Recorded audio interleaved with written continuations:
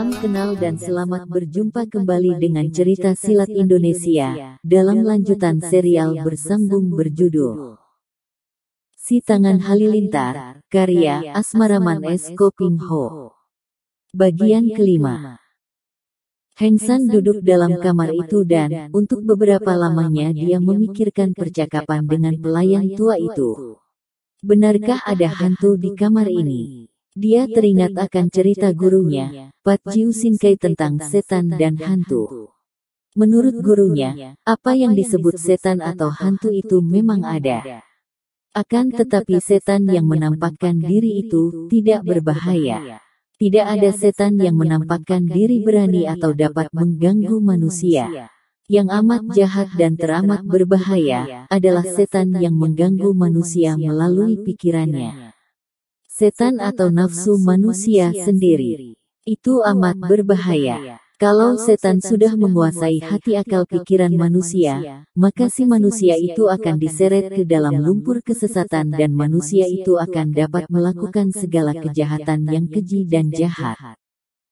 Tidak, dia tidak percaya ada hantu atau setan yang berada di kamar ini mengganggu setiap orang yang tidur di situ. Mungkin kakek pelayan tadi sudah tua dan pikun, atau mungkin dia seorang yang terlalu percaya akan tahyul. Sebentar saja Heng San dapat melupakan segala renungan tentang setan di kamar itu, dan dia teringat lagi akan keadaan dirinya. Keadaan dirinya yang letih pantas dipikirkan daripada memikirkan soal setan. Dia sudah kehabisan uang. Bagaimana dia harus mendapatkan uang? Dan baru sekarang dia melihat kenyataan bahwa orang hidup memang memerlukan uang. Agaknya tidak mungkin hidup tanpa uang. Pakaian, makanan, bahkan tempat tinggal atau tempat tidur selalu membutuhkan uang.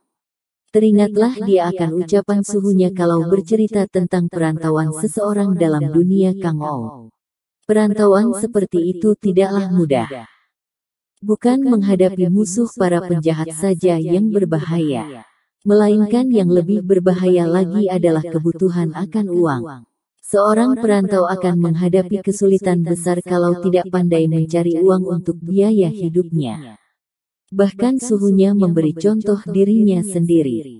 Karena tidak pandai mencari uang, dan tidak sudi melakukan pencurian atau perampokan, suhunya rela menjadi seorang pengemis, minta-minta belas kasihan orang untuk sekedar memberi uang kecil pembeli makanan. Tidur di mana saja, di emper rumah, kalau tidak diusir pemilik rumah, atau di bawah jembatan. Pakaian, hanya yang menempel di badan karena tidak mampu membeli yang baru. Perut kadang-kadang kelaparan, karena berhari-hari tidak ada orang yang mau memberi sedekah. Hidup menjadi terlantar, menjadi pengemis. Dia menjadi pencuri. Heng San menghela napas panjang. Tidak, dia tidak sudi melakukan itu. Baik menjadi pengemis tukang minta-minta, apalagi menjadi pencuri atau perampok. Tiba-tiba Heng San berdiri dari duduknya. Tidak mungkin. Dia mendengar langkah kaki perlahan-lahan menghampiri daun pintu kamarnya. Itukah setan yang datang hendak mengganggunya? Ah, tidak mungkin. Itu suara jejak langkah seorang manusia biasa. Langkah itu berhenti di muka pintu kamarnya. Heng San memperhatikan penuh kewaspadaan, mengira bahwa setan itu akan masuk menembus pintu. Seperti bayangan, seperti yang pernah dia dengar dongeng-dongeng tentang setan yang dapat menembus apa saja. Tok tok tok, pintu kamarnya diketok. Heng San bernapas lega. Jelas bukan setan. Siapa di luar? Tanyanya sambil duduk kembali. Saya, Xiao Ya. Heng San tersenyum. Pelayan tua yang baik hati itu. Masuklah, Paman. Daun pintunya tidak terkunci, katanya. Daun pintu didorong dari luar dan pelayan tua itu masuk. Dia memandang ke sekeliling kamar, mukanya agak pucat dan sikapnya seperti orang tegang, lalu dia menghela napas panjang, lega. Syukurlah, Xiao Ya tidak apa-apa. Heng San tersenyum. Terima kasih, Paman. Aku tidak apa-apa. Tidak ada hantu di sini. Akan tetapi sekarang belum tengah malam, Xiaoya. Maukah engkau keluar dari kamar dan duduk di ruang tengah, bercakap-cakap dengan saya? Kebetulan saya bertugas jaga malam ini. Sebetulnya dia tidak ingin mengobrol, akan tetapi Heng San tidak tega menolak, melihat keramahan pelayan tua itu dan dia lalu keluar dan duduk di ruang tengah bersamanya. Pelayan tua itu banyak bercerita dan Heng San mendengarkan dengan hati tertarik, terutama tentang perayaan Gotong Toa Pekong, patung yang dipuja dalam kelenteng itu. Telah beberapa lamanya di kota ini terjangkit penyakit aneh, dan pencurian-pencurian yang aneh pula. Orang-orang menganggap bahwa hal itu merupakan gangguan roh jahat, maka mereka lalu mengambil keputusan untuk menggotong patung Kuan Tekong keluar dari kelentengnya, dan diarak putar-putar kota untuk mengusir roh jahat yang mengganggu penduduk kota. Penyakit aneh yang bagaimanakah, Paman? Tanya Heng San yang merasa heran mendengar bahwa kota ini agaknya kaya akan cerita tentang segala macam roh jahat dan hantu yang mengganggu manusia. Selama beberapa bulan ini, hampir setiap malam tentu ada rumah yang diganggu. Tahu-tahu sejumlah uang emas dan perak lenyap tanpa meninggalkan bekas. Tuan atau nyonya rumahnya tiba-tiba saja menderita penyakit kaku-kaku dan gagu untuk beberapa lamanya. Kalau mereka sudah dapat bicara dan ditanya, mereka tidak tahu apa-apa, hanya mengatakan bahwa pada waktu tengah malam mereka terbangun dari tidur dalam keadaan kaku, tidak mampu bergerak dan tidak mampu bicara. Kalau bukan setan atau roh jahat yang melakukan hal itu, abis siapa lagi? Heng San menggaruk-garuk kepalanya yang tidak gatal. Mana ada setan yang doyan uang perak dan emas, Paman? Engkau tidak tahu, Xiaoya. Pernahkah engkau mendengar orang-orang yang kaya mendadak tanpa bekerja? Kaya mendadak tanpa bekerja. Ya, orang-orang yang tanpa bekerja sesuatu, tiba-tiba saja menjadi kaya raya. Nah, mereka inilah merupakan orang-orang yang memelihara roh jahat. Dengan menjual rohnya kepada roh-roh jahat itu, mereka dapat memerintah roh jahat untuk mencuri uang. Menjual roh kepada setan. Bagaimana maksudnya, Paman? Heng San benar-benar tertarik karena selama hidupnya memang belum pernah dia mendengar akan hal aneh semacam itu. Begini, Xiaoya, orang yang memelihara roh jahat itu, telah berjanji bahwa kelak setelah dia mati, dia pun akan menjadi seperti roh-roh jahat itu. Menjadi setan pula. Tapi sebelum mati dia dapat hidup kaya raya tanpa bekerja. Heng San menghela napas panjang. Dia tidak dapat percaya begitu saja akan obrolan macam itu. Akan tetapi untuk menyatakan ketidakpercayaannya dia merasa sungkan dan tidak tega. Pula, tidak akan mudah membantah orang-orang yang sudah terlalu percaya akan tahayul. Dia lalu menyatakan hendak tidur karena sudah mengantuk. Selamat tidur, Xiaoya. Jangan lupa, kalau ada apa-apa berteriaklah. Aku akan membantumu kalau hantu jahat itu mengganggumu karena engkau adalah orang yang baik. Heng San tersenyum geli. Terima kasih Paman. Dia memasuki kamarnya dan hanya menutup daun pintu, lalu duduk termenung melanjutkan renungannya tentang keadaan dirinya, tidak lagi memikirkan setan atau roh jahat. Dia membayangkan dirinya, yang benar-benar telah kehabisan uang, dan apa selanjutnya yang akan dilakukannya. Teringatlah dia akan kata-kata gurunya sebelum dia meninggalkan rumah. Gurunya pernah mengatakan bahwa kalau dia menuruti kemauan ayahnya, menjadi ahli pengobatan, membuka toko obat, tentu dia tidak akan pernah kekurangan uang. Uang, dari mana akan didapatnya? Tiba-tiba saja dia teringat akan cerita pelayan penginapan itu. Orang-orang miskin tiba-tiba menjadi kaya raya tanpa bekerja. Pikirannya lalu menghubungkan dengan lenyapnya uang emas dan perak dari rumah-rumah orang kaya yang tiba-tiba menjadi kaku dan gagu. Karena perbuatan setan, roh jahat, sudah pasti bukan. Itu tentu perbuatan manusia juga. Dia teringat, gurunya pernah bercerita bahwa di dunia Kang Ou terdapat orang-orang yang menamakan diri mereka maling-maling budiman, yaitu mereka yang menggunakan kepandaiannya untuk mencuri uang dari rumah orang-orang kaya, dan hasil curiannya itu sebagian diberikan kepada orang-orang miskin. Roh jahat yang mengganggu kota Lengkoan itu pastilah sebangsa maling budiman itu. Dan kalau pengganggu keamanan itu seorang maling, berarti seorang manusia, dia tidak boleh tinggal diam. Dia mungkin dapat menangkapnya untuk menghindarkan penduduk kota ini dari gangguannya. Setelah berpikir demikian, Heng San lalu merapikan bajunya, dan membuka daun jendela kamarnya yang menembus ke pekarangan samping lalu melompat keluar dari jendela, menutupkan lagi daun jendelanya dan cepat dia melompat ke atas genteng, lalu melakukan perjalanan melalui wuwungan rumah-rumah besar. Ketika tiba di sebuah wuwungan yang tinggi, dia teringat bahwa wuwungan itu adalah wuwungan rumah merangkap toko obat yang pemiliknya melakukan penghinaan terhadap dirinya siang tadi. Tiba-tiba dia menyelinap dan bersembunyi di balik tembok penutup wuwungan dan mengintai. Sinar bulan tua cukup memberi penerangan remang-remang.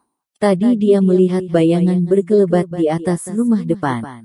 Cepat dia bersembunyi dan mengintai. Jantungnya berdebar melihat sosok bayangan itu juga melompat ke wuwungan rumah obat. Gerakannya gesit bukan main, dan kedua kakinya tidak menimbulkan suara sedikitpun ketika kedua kakinya menginjak genting. Seorang yang memiliki jinkang ilmu meringankan tubuh yang cukup tinggi. Sejenak bayangan itu celingukan, memandang ke kanan kiri, kemudian tubuhnya melayang ke bawah. Heng San cepat keluar dari balik wuwungan dan dengan gerakan yang disebut Lo Wan Tengki, monyet tua meloncati cabang, dia melompat turun, berjungkir balik dan kedua kakinya telah mengait sebatang balok yang melintang.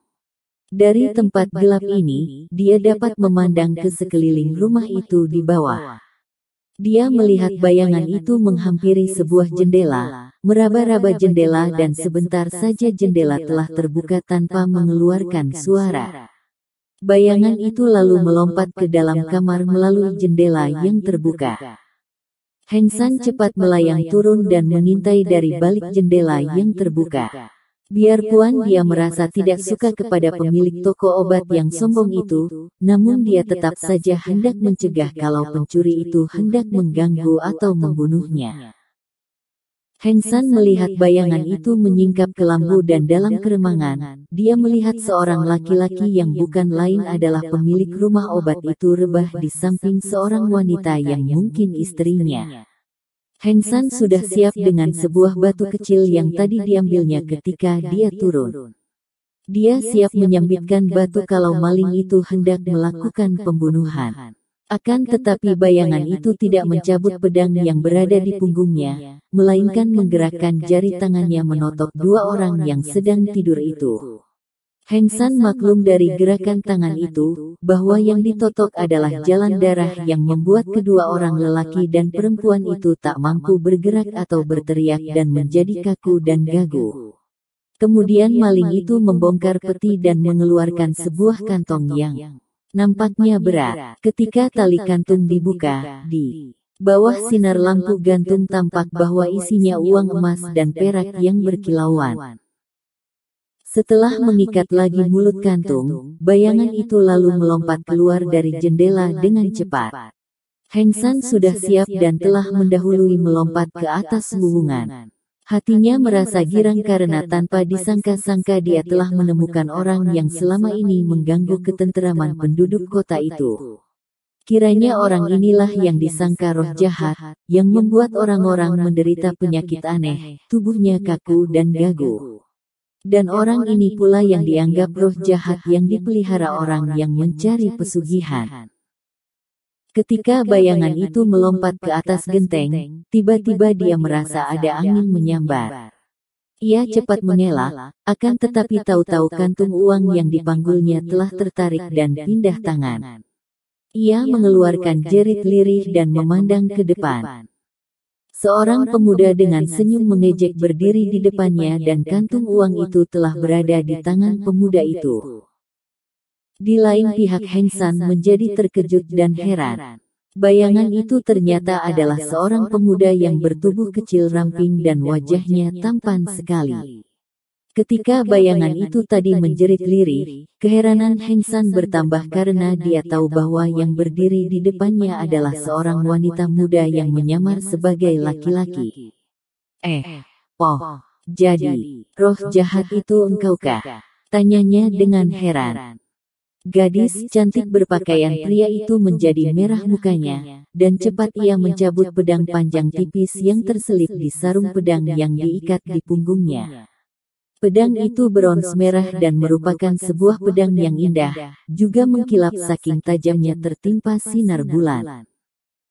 Manusia liar dari mana berani menggangguku? Bentaknya dengan suara merdu dan nyaring sehingga walaupun ketus dan marah namun terdengar sedap di telinga Heng San.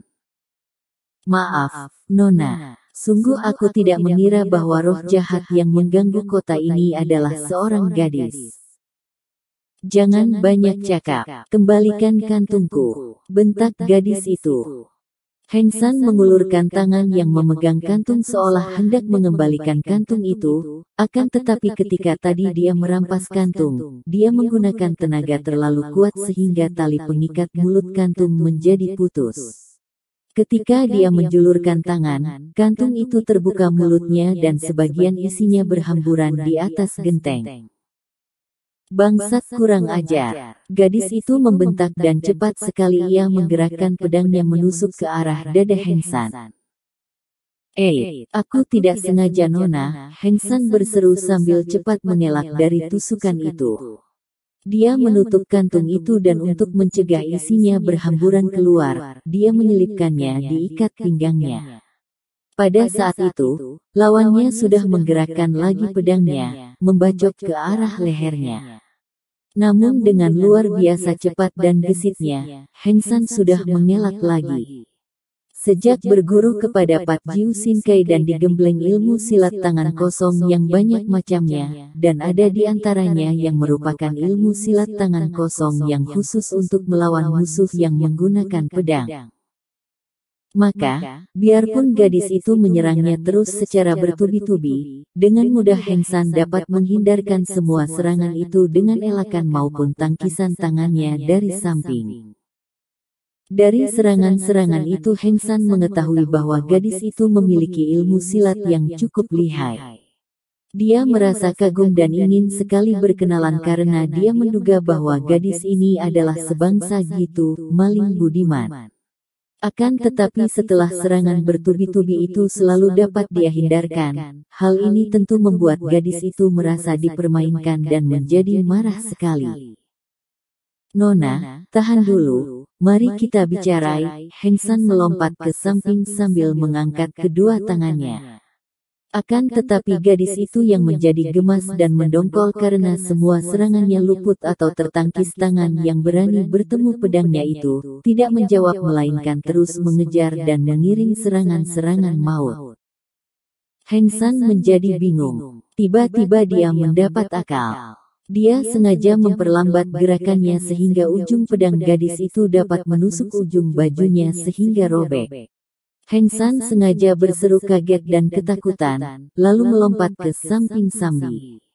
Berkata gugup, Nona yang baik, sebelum kau bunuh aku, beritahu lebih dulu namamu, agar aku dapat mati dengan mata terpejam dan tidak menjadi setan penasaran.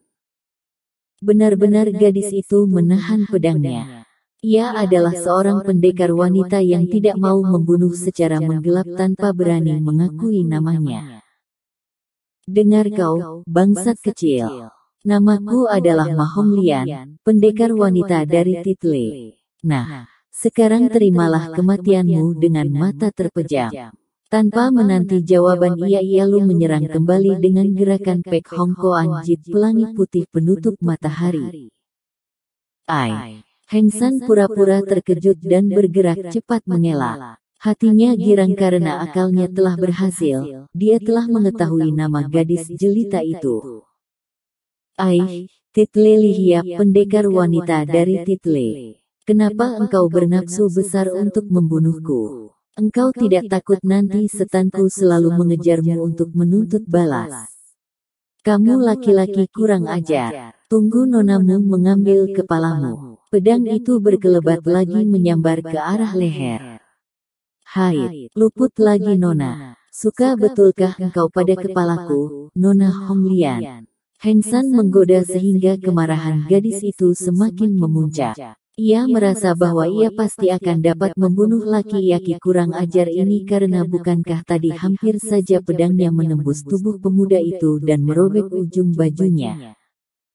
Tiba-tiba nona itu terkejut bukan main. Kini gerakan kaki tangan Heng San berubah.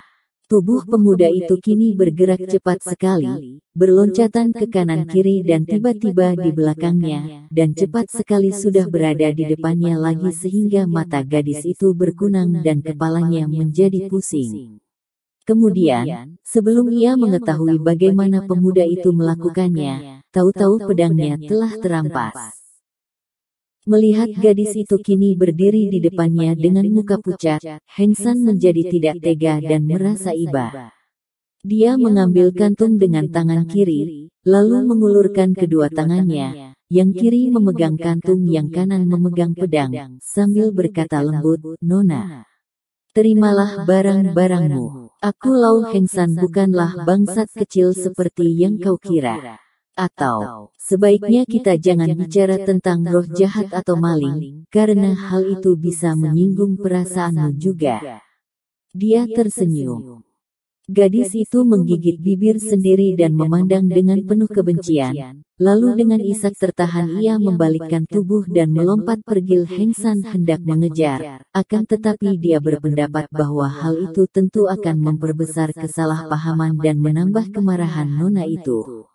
Maka dia lalu melompat pergi kembali ke rumah penginapan. Ketika Heng San melompat memasuki kamarnya melalui jendela, dia disambut serangan hebat yang tidak disangka-sangkanya semula. 3 batang golok menyambarnya dari balik jendela. Heng San bergerak cepat, seperti seekor burung tubuhnya sudah melayang kembali keluar kamar melalui jendela.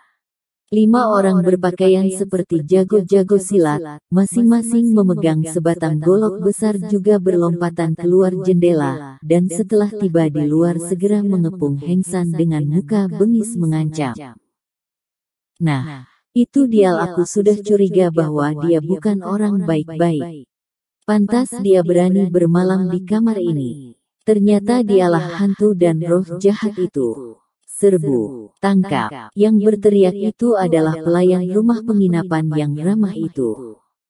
Heng San menjadi marah. Akan tetapi dia dapat menduga bahwa hal ini merupakan kesalahpahaman dari pelayan itu yang mencurigainya. Tentu pelayan itu tadi telah membuka pintu kamarnya dan melihat dia tidak ada, lalu timbul kecurigaannya dan mendatangkan jagoan-jagoan untuk menangkapnya yang dikira pengganggu keamanan kota itu. Dia hendak berlari pergi, akan tetapi dia teringat akan buntalan pakaiannya yang masih berada di dalam kamar. Ketika 5 orang bergolok itu mengepungnya, Heng San cepat melompat ke atas, berpoksai, bersalto di udara dan tubuhnya masuk lagi ke dalam kamarnya. Cepat dia mengambil buntalan pakaiannya, digendong di punggung bersama pedang yang dirampasnya dari gadis bernama Ma Hong Lian itu, kemudian ia melompat keluar lagi.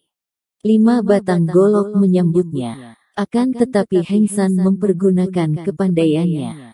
Kedua tangannya bergerak, diikuti kedua kakinya dan terdengar suara berkerontangan ketika 5 batang golok itu terlepas dari pegangan para pengeroyoknya, terlempar dan 5 orang itu mundur dengan terkejut.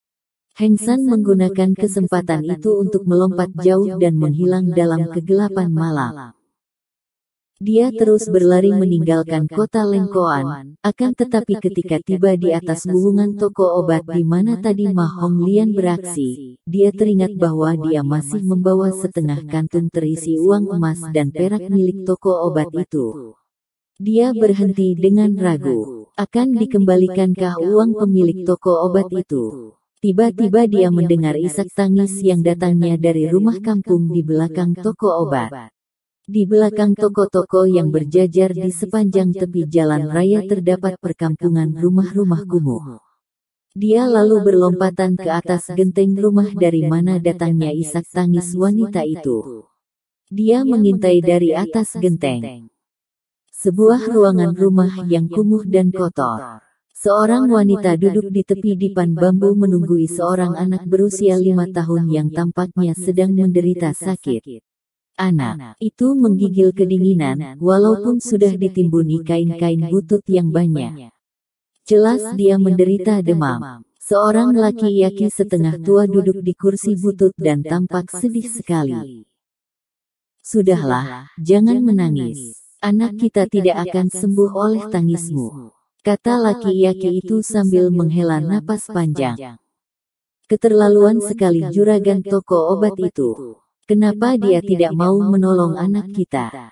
Padahal, sudah bertahun-tahun aku bekerja mencucikan pakaian keluarga mereka.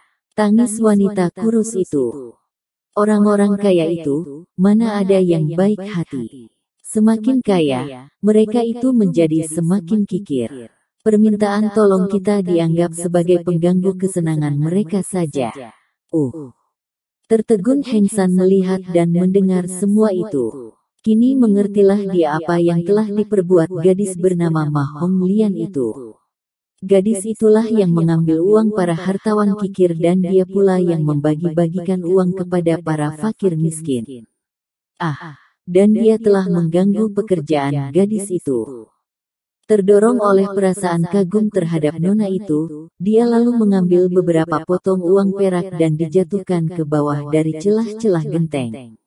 Beberapa potong uang itu jatuh ke atas meja di depan laki-laki itu, berbunyi nyaring. Laki-laki dan istrinya itu terkejut, terbelalak melihat 4 potong uang perak di atas meja. Mereka sudah mendengar tentang adanya dewa yang memberi pertolongan kepada orang-orang miskin. Segera mereka berlutut dan menghaturkan terima kasih. Akan tetapi Heng San sudah melayang pergi tanpa menimbulkan suara. Dia membagi-bagikan sebagian isi kantung ke rumah-rumah kumuh dan miskin.